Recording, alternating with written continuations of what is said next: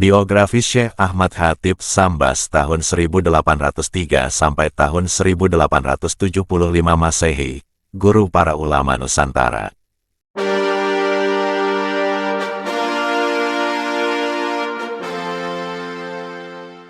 Assalamualaikum warahmatullahi wabarakatuh. Kali ini SM Story akan membawakan biografi seorang ulama Nusantara yang memiliki andil sangat besar dalam perkembangan kehidupan keagamaan di Nusantara. Meskipun sejak kepergiannya ke Tanah Suci, beliau tidaklah pernah kembali lagi ke tanah air dan beliau mendirikan perkumpulan Tarekat Qadiriyah wa Naqsyabandiyah. Sebelumnya jangan lupa untuk like, share, subscribe, dan komentarnya. Semoga yang like, share, subscribe, dan komentar diberikan rezeki banyak dan bisa naik haji Makkah Madinah. Syekh Ahmad Khatib Sambas adalah seorang ulama yang mendirikan perkumpulan Tarekat Qadiriyah wa Naqsyabandiyah. Perkumpulan tarekat ini merupakan penyatuan dan pengembangan terhadap metode dua tarekat sufi besar, yakni Tarekat Qadiriyah dan Tarekat Naqsyabandiyah. Syekh Ahmad Khatib Sambas dilahirkan di daerah Kampung Dagang, Sambas, Kalimantan Barat, pada bulan Safar 1217 Hijriah. Bertepatan dengan tahun 1803 Masehi. Dari seorang ayah bernama Abdul Ghaffar bin Abdullah bin Muhammad bin Jalaluddin. Ahmad Khatib terlahir dari sebuah keluarga perantau dari Kampung Sange. Pada masa-masa tersebut, tradisi merantau, nomaden, memang masih menjadi bagian cara hidup masyarakat di Kalimantan Barat. Ahmad Khatib Sambas menjalani masa-masa kecil dan masa remajanya, di mana sejak kecil, Ahmad Khatib Sambas diasuh oleh pamannya yang terkenal sangat alim dan wara di wilayah tersebut. Ahmad Khatib Sambas menghabiskan masa remajanya untuk mempelajari ilmu-ilmu agama. Ia berguru dari satu guru ke guru lainnya di wilayah Kesultanan Sambas. Salah satu gurunya yang terkenal di wilayah tersebut adalah Hanuruddin Mustafa, Imam Masjid Jami Kesultanan Sambas. Karena terlihat keistimewaannya terhadap penguasaan ilmu-ilmu keagamaan, Ahmad Khatib Sambas kemudian dikirim oleh orang tuanya untuk meneruskan pendidikannya ke Timur Tengah, khususnya Mekah. Maka pada tahun 1820 Masehi, Ahmad Khatib Sambas pun berangkat ke Tanah Suci untuk menuntaskan dahaga keilmuannya. Dari sini kemudian ia menikah dengan seorang wanita Arab keturunan Melayu dan menetap di Makkah. Sejak saat itu, Ahmad Khatib Sambas memutuskan menetap di Makkah sampai wafat pada tahun 1875 Masehi. Guru-guru Syekh Ahmad Khatib Sambas: 1. Haji Nuruddin Mustafa, Imam Masjid Jami Kesultanan Sambas. 2. Syekh Muhammad Arsyad Al-Banjari. 3. Syekh Daud bin Abdullah Al-Fatani, ulama asal Patani Thailand Selatan yang bermukim di Mekah. 4. Syekh Abdus Somad Al-Palimbani, ulama asal Palembang yang bermukim di Mekah. 5. Syekh Abdul Hafiz Al-Ajami. 6. Syekh Ahmad Al-Marzuki. 7. Syekh Syamsuddin, mursyid Tarekat Qadiriyah yang tinggal dan mengajar di Jabal Kubais, Mekah. Ketika kemudian Ahmad Khatib telah menjadi seorang ulama, ia pun memiliki andil yang sangat besar dalam perkembangan kehidupan keagamaan di Nusantara. Meskipun sejak kepergiannya ke Tanah Suci, ia tidaklah pernah kembali lagi ke tanah air. Masyarakat Jawa dan Madura mengetahui disiplin ilmu Syekh Sambas. Demikian para ulama menyebutnya kemudian, melalui ajaran-ajarannya setelah mereka kembali dari Makkah. Syekh Sambas merupakan ulama yang sangat berpengaruh, dan juga banyak melahirkan ulama-ulama terkemuka dalam bidang fikih dan tafsir, termasuk Syekh Nawawi Al-Bantani adalah salah seorang di antara murid-murid beliau yang berhasil menjadi ulama termasyhur. Salah satunya adalah Syekh Abdul Karim Banten yang terkenal sebagai Sultanus Syekh. Ulama ini terkenal keras dalam imperialisme Belanda pada tahun 1888 dan mengobarkan pemberontakan yang terkenal sebagai pemberontakan petani Banten. Namun sayang, perjuangan fisiknya ini gagal, kemudian meninggalkan Banten menuju Makkah untuk menggantikan Syekh Ahmad Khatib Sambas. Syekh Ahmad Khatib Sambas dalam mengajarkan disiplin ilmu Islam bekerja sama dengan para syekh besar lainnya yang bukan pengikut tarikat seperti Syekh Tolhah dari Cirebon dan Syekh Ahmad Hasbullah bin Muhammad dari Madura. Keduanya pernah menetap di Makkah. Sebagian besar penulis Eropa membuat catatan salah ketika mereka menyatakan bahwa sebagian besar ulama Indonesia bermusuhan dengan pengikut Sufi. Hal terpenting yang perlu ditekankan adalah bahwa Syekh Sambas adalah sebagai seorang ulama dalam asti intelektual, yang juga sebagai seorang Sufi dalam arti pemuka tarikat, serta seorang pemimpin umat yang memiliki banyak sekali murid di Nusantara. Hal ini dikarenakan perkumpulan tarikat Qadiriyah wa Naksabandiyah yang didirikannya telah menarik perhatian sebagian masyarakat Muslim Indonesia, khususnya di wilayah Madura, Banten, dan Cirebon, dan tersebar luas hingga ke Malaysia, Singapura, Thailand, dan Brunei Darussalam. Peranan dan karyanya, perlawanan yang dilakukan oleh suku Sasak, pengikut tarikat Qadiriyah wa Naksabandiyah yang dipimpin oleh Syekh Guru Bangkol juga merupakan bukti yang melengkapi pemberontakan petani Banten. Bahwa perlawanan terhadap pemerintahan Belanda juga dipicu oleh keikutsertaan mereka pada perkumpulan tarikoh yang didirikan oleh Syekh Ahmad Khatib Sambas ini. Tarikat Qadiriyah wa Naksabandiyah mempunyai peranan penting dalam kehidupan Muslim Indonesia, terutama dalam membantu membentuk karakter masyarakat Indonesia.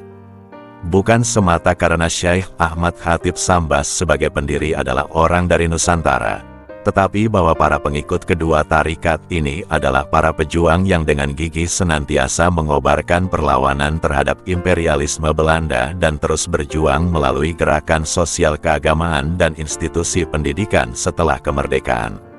Ajarah Syekh Ahmad Khatib Sambas hingga saat ini dapat dikenali dari karyanya berupa kitab Fathul Arifin yang merupakan notulensi dari ceramah-ceramahnya yang ditulis oleh salah seorang muridnya, Muhammad Ismail bin Abdurrahim.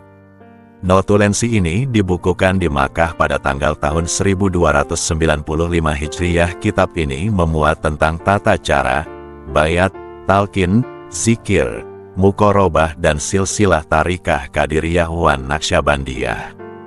Buku inilah yang hingga saat ini masih dijadikan pegangan oleh para mursyid dan pengikut tarikah Qadiriyah wa Naksabandiyah untuk melaksanakan prosesi-prosesi peribadahan khusus mereka. Dengan demikian, maka tentu saja nama Syekh Ahmad Khatib Sambas selalu dikenang dan dipanjatkan dalam setiap doa dan munajah para pengikut tarikah ini. Walaupun Syekh Ahmad Khatib Sambas termasyhur sebagai seorang tokoh sufi, namun beliau juga menghasilkan karya dalam bidang ilmu fikih yang berupa manuskrip Risalah Jumat. Naskah tulisan tangan ini dijumpai tahun 1986, bekas koleksi Haji Mansur yang berasal dari Pulau Subi, Kepulauan Riau. Demikian menurut Wan Moh Sagir Abdullah, seorang ulama penulis asal Tanah Melayu. Kandungan manuskrip ini membicarakan masalah seputar Jumat, juga membahas mengenai hukum penyembelihan secara Islam. Pada bagian akhir naskah manuskrip, terdapat pula suatu nasihat panjang. Manuskrip ini ditutup dengan beberapa amalan wirid beliau selain amalan tarikat Qadiriyah Naksabandiyah. Karya lain juga berupa manuskrip, membicarakan tentang fikih, mulai toharah, sholat dan penyelenggaraan jenazah ditemukan di Kampung Mendalok, Sungai Kunyit, Kabupaten Pontianak, Kalimantan Barat, pada 6 Syawal 1422 Hijriah, atau tanggal 20 Desember tahun 2001 Masehi. Karya ini berupa manuskrip tanpa tahun, hanya terdapat tahun penyalinan dinyatakan yang menyatakan disalin pada hari Kamis, 11 Muharram 1281 Hijriah, oleh Haji Ahmad bin Penggawa Nasir. Sedangkan mengenai masa hidupnya, sekurang-kurangnya terdapat 2 buah kitab yang ditulis dalam bahasa Arab oleh orang Arab, menceritakan kisah ulama-ulama Mekah, termasuk di dalamnya adalah nama Syekh Ahmad Khatib Sambas. Kitab yang pertama, Syiar wa Tarajim, karya Umar Abdul Jabbar. Kitab kedua, Al-Mukhtasar min Kitab Nashirin Naur was Zahar, karya Abdullah Mirdad Abul Khair yang diringkaskan oleh Muhammad Said Al-Amudi dan Ahmad Ali. Salah satu murid beliau yang masyhur juga dan melahirkan tokoh-tokoh besar adalah 1. Syekh Nawawi Al-Bantani, 2. Syekh Muhammad Khalil Bangkalan Madura, 3. Syekh Abdul Karim Banten, 4. Syekh Tolha Cirebon. Di antara murid-murid beliau yang lain yaitu Syekh Nuruddin, beliau berasal dari Filipina, makamnya terletak di Kampung Tekarang, Kecamatan Tebas. Syekh Muhammad Sa'ad, ia merupakan orang Sambas asli, makamnya terletak di Kecamatan Selakau, Kabupaten Sambas. Syekh Abdullah Mubarak bin Nur Muhammad, dari Tasikmalaya yang mendirikan pesantren Tasikmalaya Suryalaya.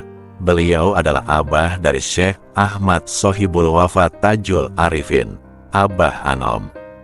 Syekh Abdul Latif bin Abdul Qadir Sarawak, dan lain-lain. Syekh Nawawi Al-Bantani dan Syekh Muhammad Khalil selain berguru kepada Syekh Ahmad Khatib Sambas juga berguru kepada Syekh Ahmad Zaini Dahlan, Mufti Mazhab Syafi'i di Masjidil Haram Mekah. Sepeninggal Syekh Ahmad Khatib Sambas, Imam Nawawi Al-Bantani ditunjuk meneruskan mengajar di madrasah beliau di Mekah tapi tidak diberi hak membayat murid dalam tarekat Qadiriyah wa Naqsyabandiyah. Sedangkan Syekh Muhammad Khalil, Syekh Abdul Karim dan Syekh Tolha diperintahkan pulang ke tanah Jawa dan ditunjuk sebagai khalifah yang berhak menyebarkan dan membayat murid dalam tarekat Qadiriyah wa Naqsyabandiyah. Murid-murid Syekh Ahmad Khatib Sambas tersebut adalah guru para ulama-ulama Nusantara generasi berikutnya yang dikemudikan hari menjadi ulama yang mendirikan pondok pesantren dan biasa dipanggil dan digelari sebagai kiai, tuan guru, ajengan, dan sebagainya. Sebagai contoh, Syekh Muhammad Khalil Bangkalan Madura mempunyai murid-murid antara lain 1. Kiai Haji Hashim Asy'ari, pendiri, pengasuh Pondok Pesantren Tebu Ireng Jombang. Beliau juga dikenal sebagai pendiri organisasi Islam Nahdlatul Ulama, NU, bahkan beliau tercatat sebagai pahlawan nasional. 2. Kiai Haji Raden Asad Syamsul Arifin, pengasuh Pondok Pesantren Salafiyah Syafi'iyah, Sukorejo Asem Bagus, Situbondo. Pesantren ini sekarang memiliki belasan ribu orang santri. 3. Kiai Haji Wahab Hasbullah, pendiri, pengasuh Pondok Pesantren Tambak Beras Jombang. Pernah menjabat sebagai Rais Am NU 1947-1971. 4. Kiai Haji Bisri Syamsuri, pendiri, pengasuh Pondok Pesantren Denanyar, Jombang. 5. Kiai Haji Maksum, pendiri, pengasuh Pondok Pesantren Rembang, Jawa Tengah. 6. Kiai Haji Bisri Mustafa, pendiri, pengasuh Pondok Pesantren Rembang. Beliau juga dikenal sebagai Mufasir Al-Quran. Kitab tafsirnya dapat dibaca sampai sekarang, berjudul Al-Ibris sebanyak 3 jilid tebal berhuruf Jawa Pegon. 7. Kiai Haji Muhammad Sidik, pendiri, pengasuh Pesantren Sidikiyah, Jember. 8. Kiai Haji Muhammad Hasan Genggong, pendiri, pengasuh Pondok Pesantren Zainul Hasan, Genggong. Pesantren ini memiliki ribuan santri dari seluruh penjuru Indonesia. 9. Kiai Haji Zaini Munim, pendiri, pengasuh Pesantren Nurul Jadid, Paiton, Probolinggo. Pesantren ini juga tergolong besar, memiliki ribuan santri dan sebuah universitas yang cukup megah. 10. Kiai Haji Abdullah Mubarak, pendiri, pengasuh pondok, kini dikenal juga menampung pengobatan para morfinis.